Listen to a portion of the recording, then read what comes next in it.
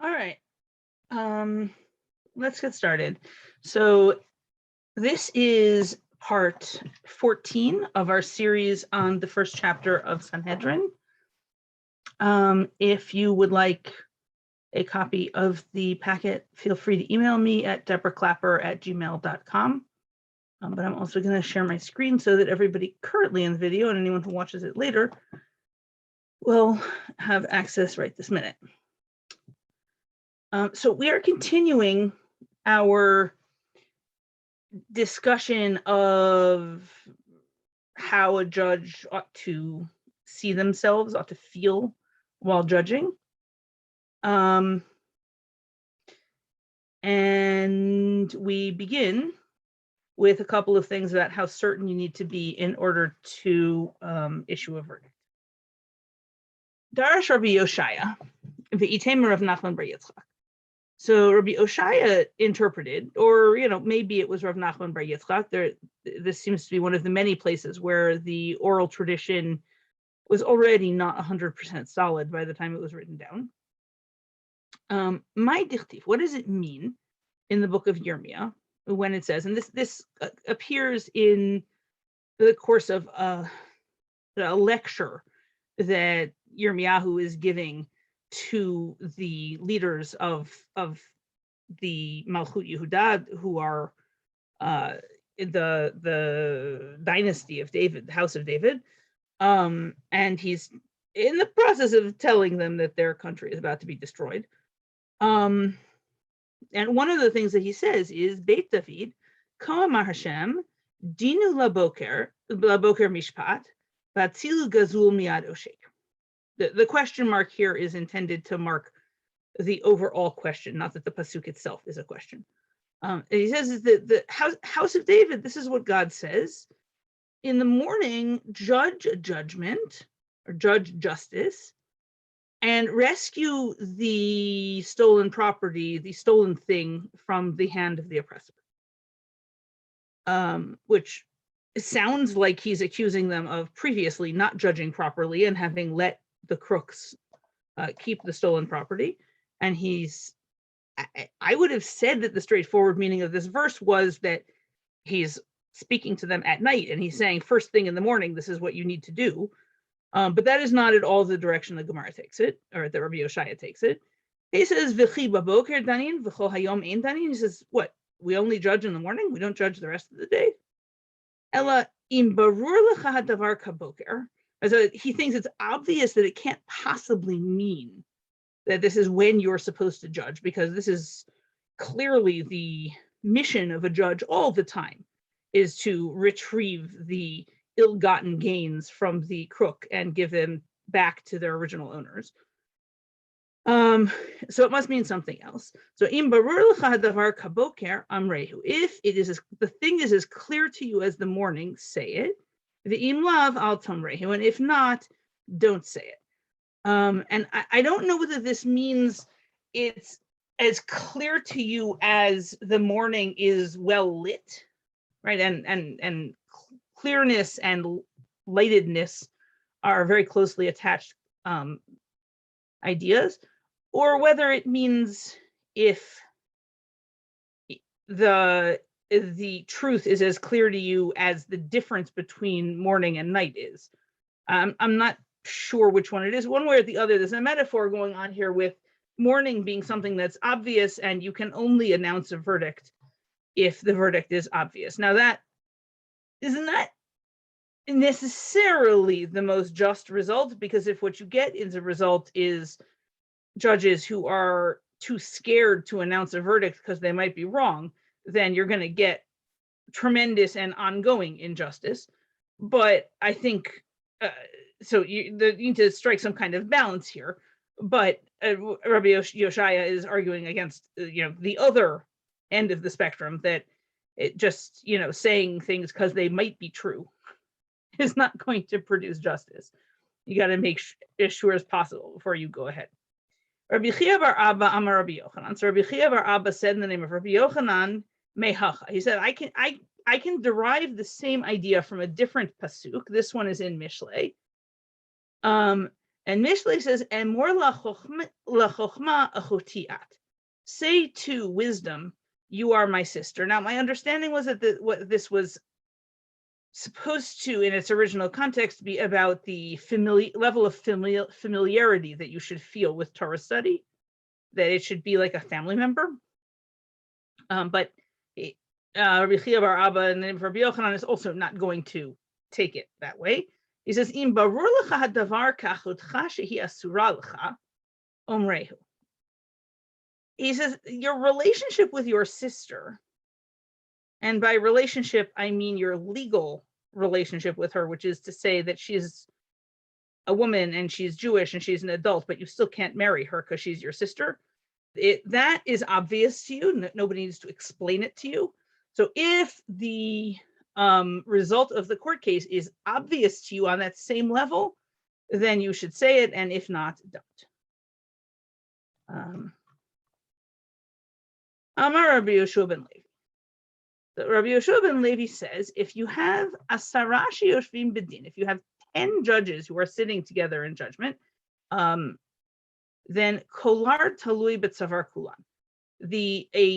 A collar is hanging from the necks of all of them. And this is usually described in the commentaries that I've seen and by my teachers as being a collar that goes on prisoners.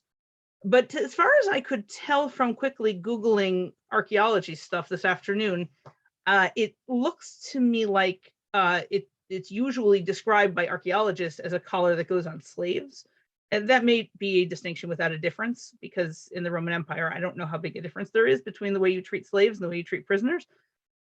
But either way, it's a sign that you're done for. It is a very, very bad thing. And Rabbi Yehoshua ben Levi says, even if there are 10 people sitting there judging the case, this disaster is hanging around the necks of each and every one of them. None of them can offload the responsibility onto the others. And the Gemara says, Pshita, that's obvious. You sit on the panel to judge a case, then the verdict is your fault. And the Gemara says, no. No, in fact, actually, it was only necessary for Rabbi Yehoshua ben Levi to say it because sometimes you have hierarchies among the judges, and you'll have a judge who is the teacher of another judge who's sitting on the panel, and the student might in fact think that he's not supposed to speak up in disagreement and he's supposed to just support whatever his teacher does, and it's not entirely his responsibility what happens because he's not really, there except as a second vote for his teacher. And that student would be wrong. He has to take a grown-up position, as we saw a couple of other times that students are expected to speak up if injustice is happening in the courtroom that they're sitting in. And it seems here that if you don't speak up in that circumstance, you are just as responsible as the senior judge.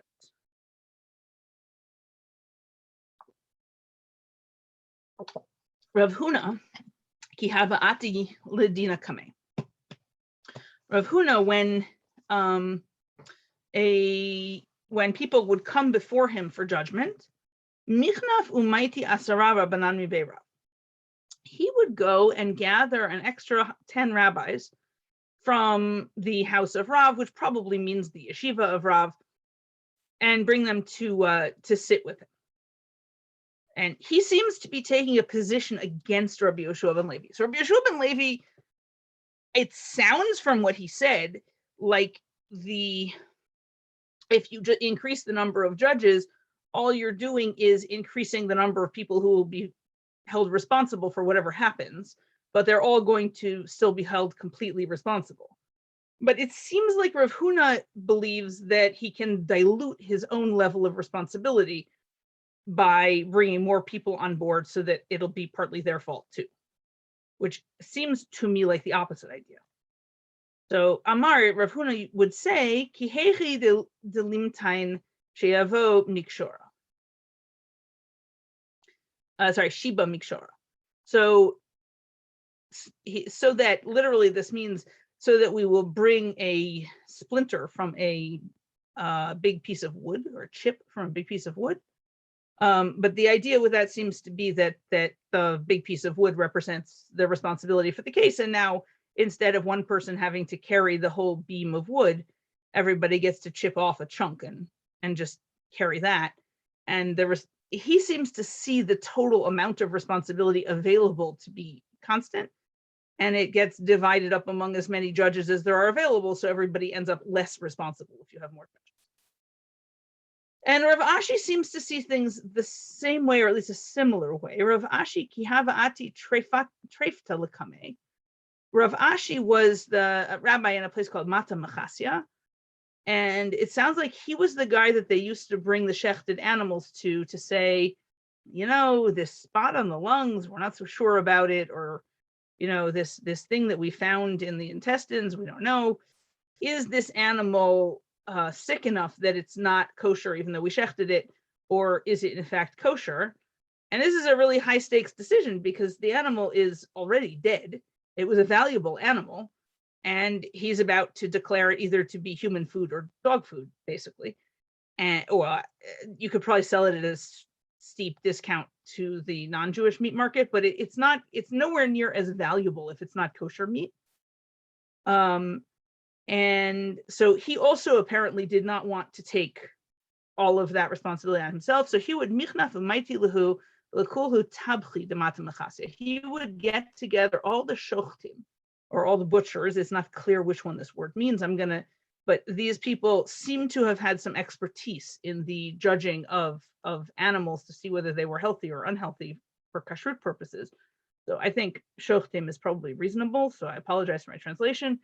So he would gather all the shochtim in the whole town and make them all get together on the decision so that it wouldn't be just his responsibility. Amar kihechi delimtian shiba mikshara. Same thing. This way we'll chip apart the piece of wood, or this way we'll share the responsibility. Ki'ata Rav Dimi Amar. So Rav Dimi came. Rav Dimi is one of these characters who pops back and forth between the land of Israel and Babylonia. And his role is to show up in Babylonia and tell the rabbis there what has been going on academically in the yeshivot in Israel. So he more or less always shows up and quotes somebody else as having said something. Ki'ata Rav Dimi Amar, he said, Darash Rav Nachman bar Kohen. Rav Nachman bar Kohen interpreted the following pasuk. Mai tichtiv melech b'mishpat ya'amid eretz v'ish trumot yaharsena. So this is a weird pasuk in Mishlei that says a king establishes the land with justice. That seems reasonable.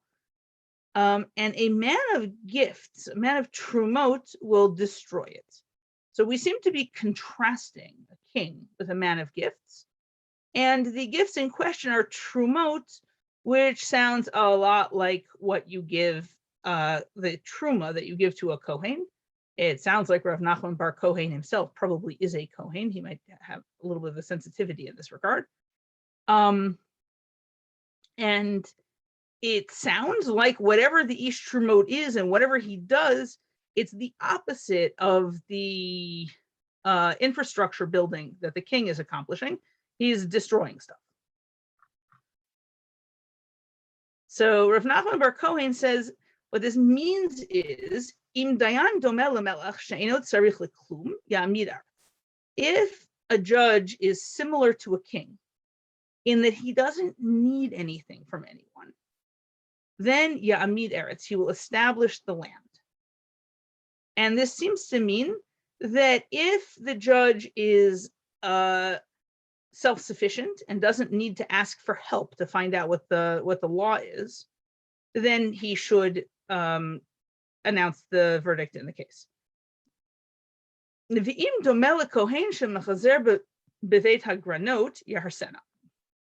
if he's like a Kohen who's hanging out in the threshing floor. Now here's the thing. The way the Torah set up the agricultural system in the land of Israel, Kohanim do not, and Levi'im in general, do not get their own farmland.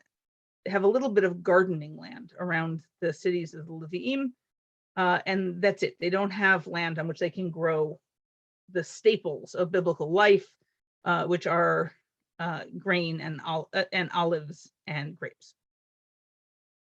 And so what the Torah does instead is it establishes that you have to give a little bit of your crop to the Kohanim, that's called Truma, and you have to give 10% of your crop to the Levi'im, that's called Maaser.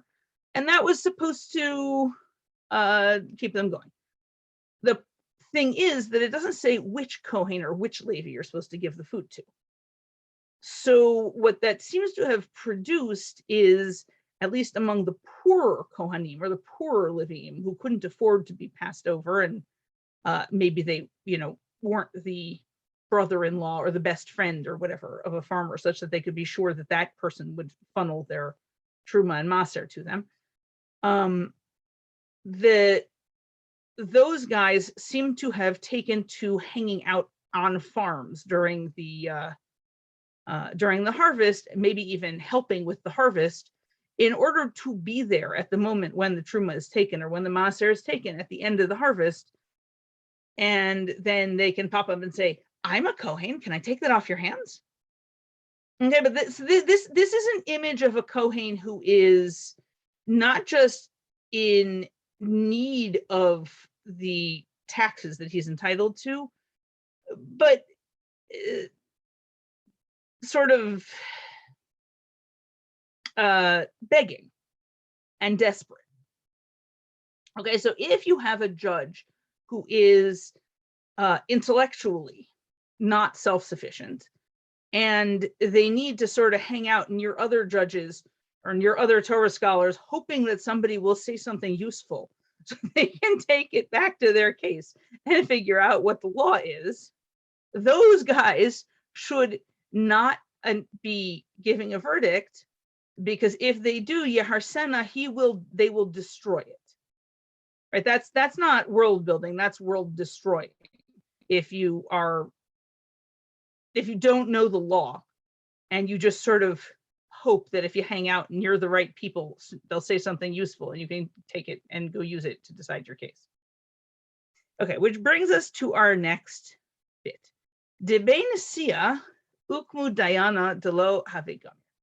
The house of the Nasi, and we talked a few weeks ago about the house of the Exilarch, and in Babylonia, the Exilarch is the highest Jewish political power, and they were we saw them giving licenses to judges to judge, and there wasn't any implication there that there was anything corrupt about that system or inappropriate about it. It sounded like it was actually based on qualifications. Here we see the house of the Nasi in the land of Israel operating similarly, but corruptly, at least here. Right, so the house of the Nasi appoints a judge who isn't learned. He doesn't know the Torah stuff that he should need to know in order to judge cases. And it sounds like there are plenty of far more qualified people right there. And he's been put in charge of them, or in charge despite them, something like that. And so there's, as we will see, some bitterness about this. So Amr Leili Yehuda Bar Nachmani Miturgamane de Reish Lakish. So this new judge, whose name we do not have, he speaks to Yehuda Bar Nachmani, who is the Miturgaman of Reish Lakish. Now the thing is that they did not have microphones, or I suppose they could have had megaphones, but they don't seem to have used them. What they did instead is you've got the scholar who, given that it takes time to build scholarship, may not be the youngest or fittest person in the room, sitting in a chair at one end of the room. And then you have a young, fit, and most importantly, very loud person standing next to him. He bends over and the scholar whispers a few sentences to him. And then he stands up straight and shouts those sentences, and he bends over and the scholar whispers some more of the lecture to him, and he stands up and he shouts it. And this way, people who can't talk loudly can still communicate with the class. A little bit like in the Wall Street protests of a number of years ago. there was a human microphone system used where somebody would say something and then the first few rows would shout it and then the rows behind them would repeat it. So a little bit like that, except you have one person, the Maturgaman, whose job it is to shout everything. Okay, so this new and incompetent judge, or unqualified judge, says to Yehuda bar Nachmani, Kumale b'amora, stand over me and be my speaker. Kam gachinale, so he stood up and he bent over to hear him speak. V'lo amar le v'lo midi, but he didn't say anything. Presumably because he doesn't have anything to say because he doesn't know anything. Or maybe he knows something and he might even be interested in teaching it, but he's intimidated by the fact that he knows everyone in the room thinks he's unqualified. I would certainly be unwilling to speak in a room where I thought everyone in the room thought I was an idiot, even if I did have something to say. So I don't know. But in any case, Yehuda bar Nachmani is not, that does not stop Yehuda bar Nachmani from giving a lecture anyway, even though he's not being told anything. He just makes one up on his own. So, Patach ve'amar, Yehuda bar Nachmani begins. And it's a pasuk from Chabakuk. Hoi emor omer la'etz hakitza, uri le'even, domem hu, uri le'even domem, hu yoreh, hinehu tafus zahav v'chesef, v'chol ruach ein b'kirbo. Right? Woe to one who says, get up to wood, or wake up to stone. It's silent. Will it teach? Behold, it is caught in gold and silver and has no spirit in it. So it would seem that he chose this pasuk because he's accusing the guy standing next to him of being as lifeless as a stick or a stone, and being here to begin with because he's caught up in silver and gold. It is unclear whether that is because he thinks that the judge paid silver or gold for his position, or whether it is because he thinks the judge is being paid money for his position, and that's why he took the position, even though he's not qualified for it.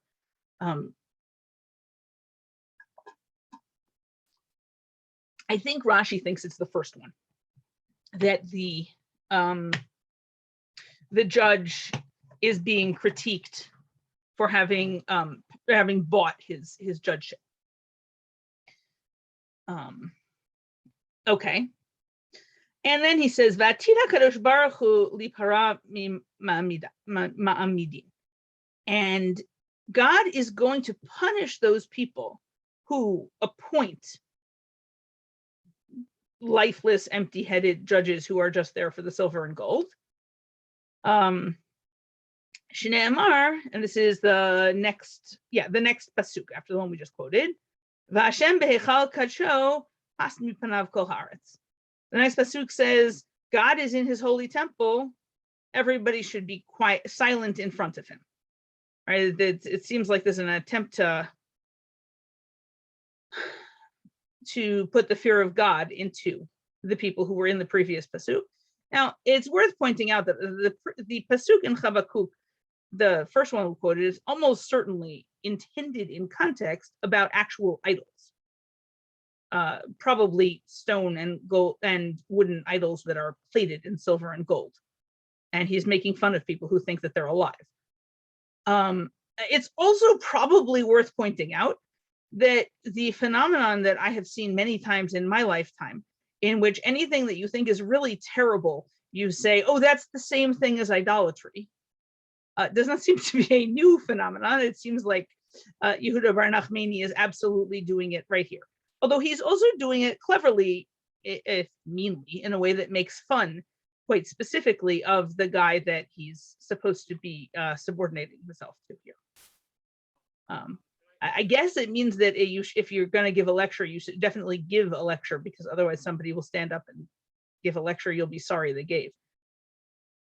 Okay, so that's all we get of that story. We don't know what happened to that judge. We don't know who he was.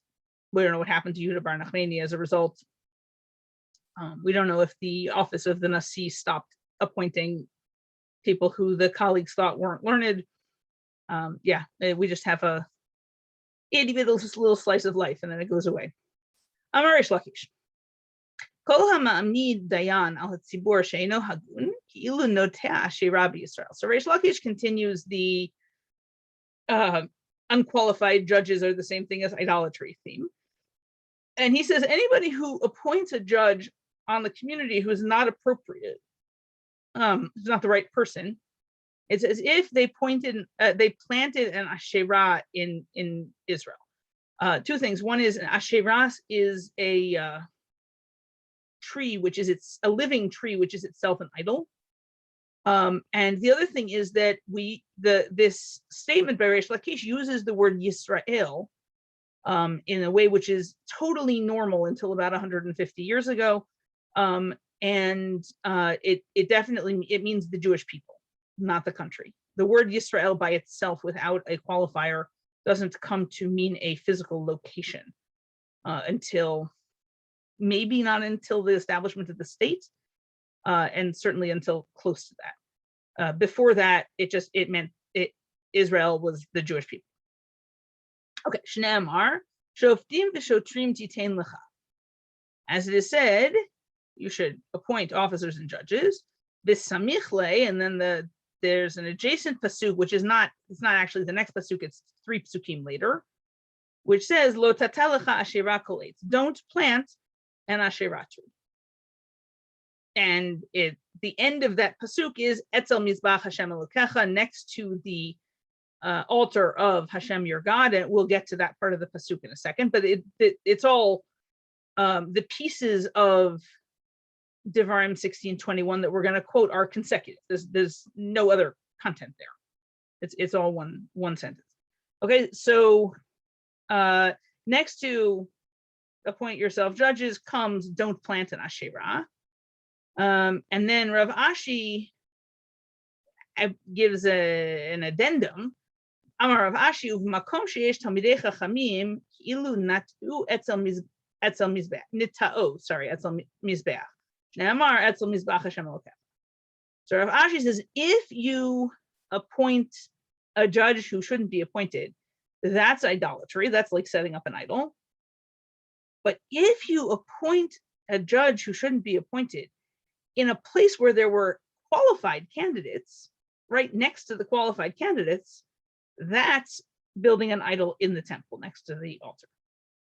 Right? The metaphor is fairly self-explanatory. If you have nothing else to worship, it's bad to build an idol.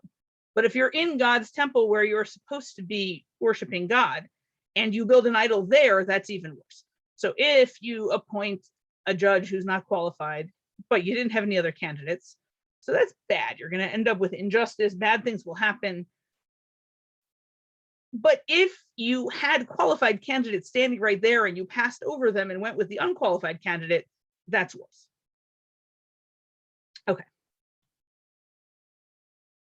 Continuing with our idolatry theme here.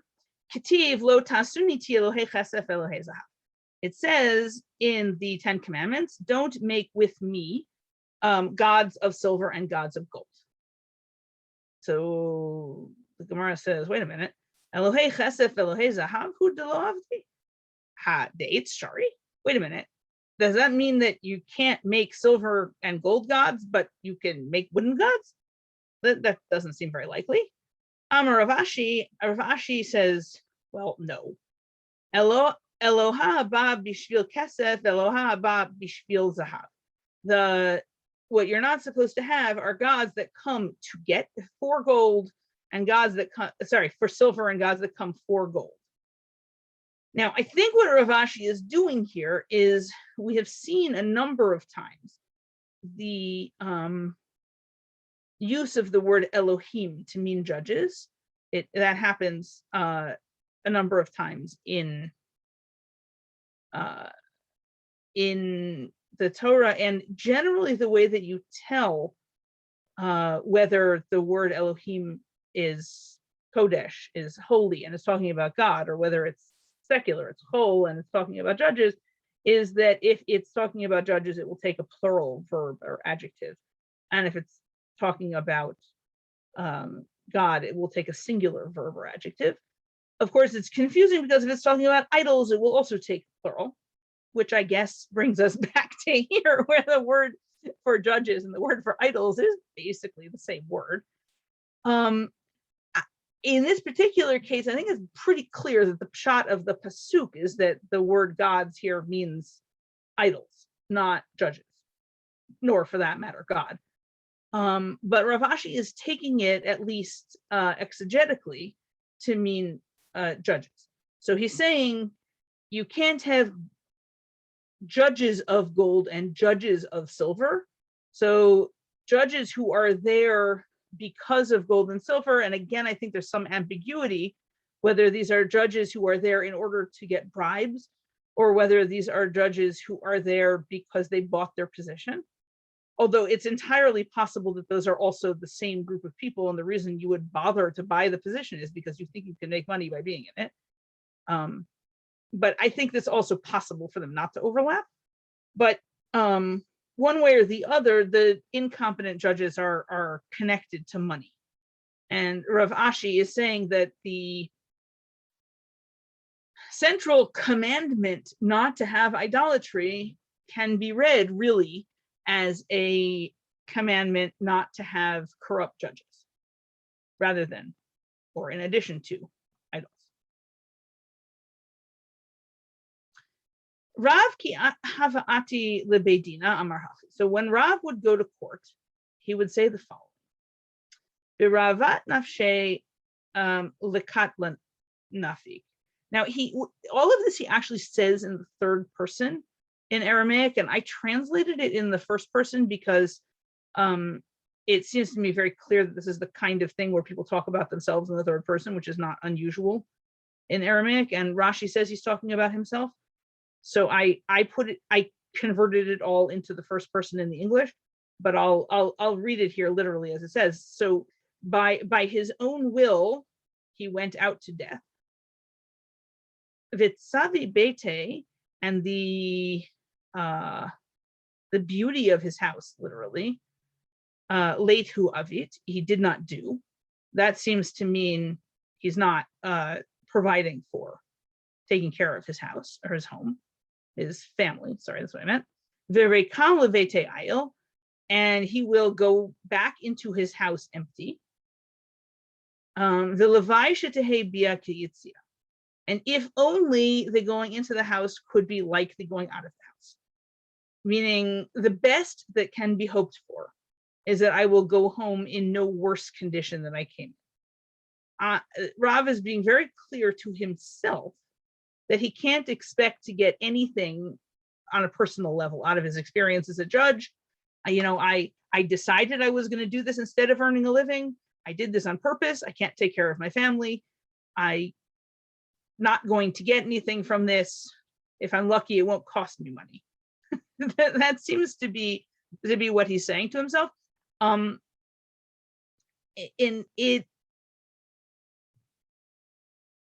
It's the kind of mantra that you recite if you're an honest person in a system that's decided that it's either not a good idea or it's not possible to pay judges salaries. And judges just have to be self-sacrificing and manage without earning a living during the time that they're being judges. I think many societies have decided that their chances of finding quite that many self-sacrificing judges aren't great, and have decided to pay their judges salaries instead in order to discourage them from taking bribes. But if you don't have the resources, you don't have the resources. Were judges not paid in those days? I don't think so.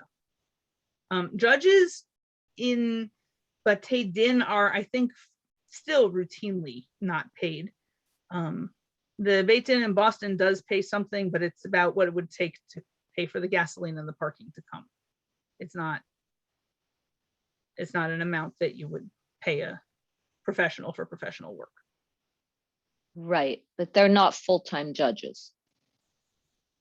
So it's not clear to me that any of the guys in the Gemara are full-time judges either. Right. because they're scholars. I mean, Rav was yeah. So I think these things are connected to each other. You can only have full-time scholars if either, well, you've got basically three choices. You can decide that you're only going to let people who are independently wealthy be scholars. right. Or you can decide that you're willing to let the scholarship be twisted by the patrons who support the scholars. Or you can raise money from the community as a whole to pay scholars. And I think that over time, the Jewish community has adopted some combination of any of or all of these three systems. None of them is perfect. And the second two certainly both sometimes distort the scholarship by providing for what the people who want to pay the money want.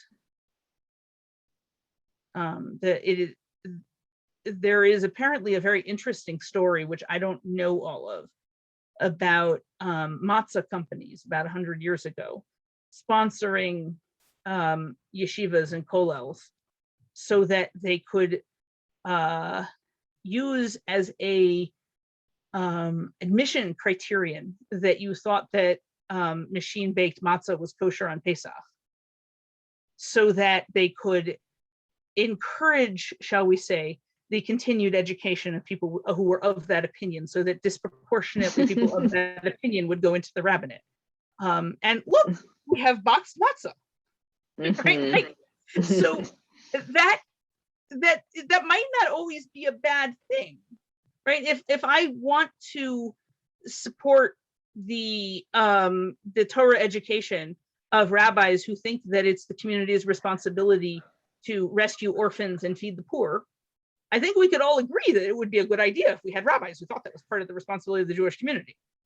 On the other hand, I could, if I'm rich, just as easily have an entirely different set of opinions. Right. And rich people have all kinds of opinions. Right. It could be a dangerous thing. Right. So if you restrict scholarship to people who can afford to not support themselves, then you have a different set of problems in which those people have a particular set of opinions that get disproportionately expressed. On the other hand, if you restrict yourself to part-time people, and this is something that Rav Moshe Feinstein is very famous for having addressed in the 20th century in America, if you restrict yourself to only part-time people, you are restricting yourself to people who are not fully qualified because they don't have time to spend on scholarship. And this is the grounds on which Rav Moshe Feinstein said, no, we have to pay people a wage at which they can support a family without doing any other jobs in order to, if they teach in a day school or they're rabbis of shuls, because otherwise they will devote their time and energy to the other job and we will get only, their second attention. And so that's also, there's something to be said for that too. Nothing's perfect. Yeah. But it does sound from what Rav is saying like it was a part-time thing and like he was not being compensated. And like he felt like he needed to remind himself that that's what he agreed to so that he wouldn't feel resentful of it. Okay, on the other hand, so this is still Rav. Kihavi Chazi Ambuha de Safria Batre, when he saw that there was a group of people, or possibly of rabbis, following him, depending on whether the parentheses word is meant to be there or not, he would say, Im ya'alel shamayim seo shio, kigalalo lanetzach yilva. Right? And this is two separate pieces of the pasuk. It's a very long pasuk, where the Vav Gimel Vav in the middle of the pasuk is here. There's a big chunk of text missing. So that's why I put in an ellipsis in English. But from what he quoted, we get the idea. If his greatness goes up to heaven, yet he shall be lost forever like dung. Right? Like the fact that these people are following me around and hanging on my every word doesn't change the fact that I'm going to die and I'm going to, rot underground like everybody else. And so like he's kind of alternating between reminding himself that he agreed to do this thankless task and trying to keep himself humble while he's being followed around by his students like little puppy dogs. It seems like he's on a little bit of an emotional roller coaster here. And then we have a similar thing from Mar Zutra Chasida. Mar Zutra Chasida kihavu mikatfile b'shabta the rigla. So on the Shabbat of the holiday, on Shabbat, Chol Moed, Sukkot, or Pesach, I think this probably is. Mar Zutra Chasida's students, or maybe it's just the other people, I don't know, somebody, used to carry him around on their shoulders. And he would say this pasuk from Mishlei, Ki lo leolam chosen v'im nezer l'dor v'dor. Right, riches are not forever, wealth is not forever, and is a crown for all generations. Right, again, he's reminding himself that this is temporary and he shouldn't get stuck up. So we've kind of, on the one hand, seen that the rabbis in our discussion they have very, very high standards for their own behavior when they're judging, but they also have some pretty high standards for admission to their very exclusive club, and a very low opinion of anybody who tries to shove someone into their club who doesn't belong there. And they're kind of struggling both politically and emotionally with the attempt to stay humble on the one hand and concerned for getting it right, and on the other hand standing up for themselves as the people who do know how to do it and the other people don't know how to do it. And so it's a very interesting balance here. All right, that is what I have for this evening. Are there questions?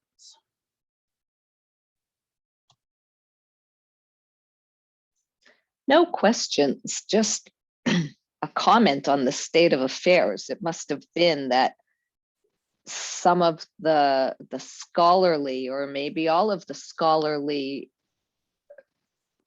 rabbis of the time saw how the office of judge was being abused, and this is their way of commenting on it. Yeah, I think that's true. I think they also aspire, though, to a very high level of truth and professional honesty and so on. Mm-hmm. They may not always get there, but the aspirations here are very, very strict and high. Yes, yeah, that's what it seems. But I think at the same time, they're criticizing, yet woeful that the opposite exists. You know, that there are elements in their society that did not aspire to the same.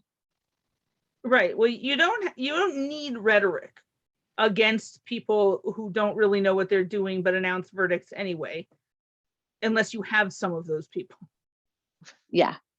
And that's the kind of rhetoric you only have if that you have that actual problem in real life. Right. So it's pretty clear that it existed. I'm sure it always exists.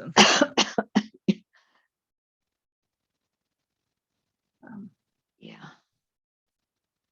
All right. I will see all of you next Monday. I will also try to remember what day of the week it is.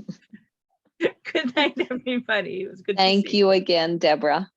Thank you. Good night. Good night.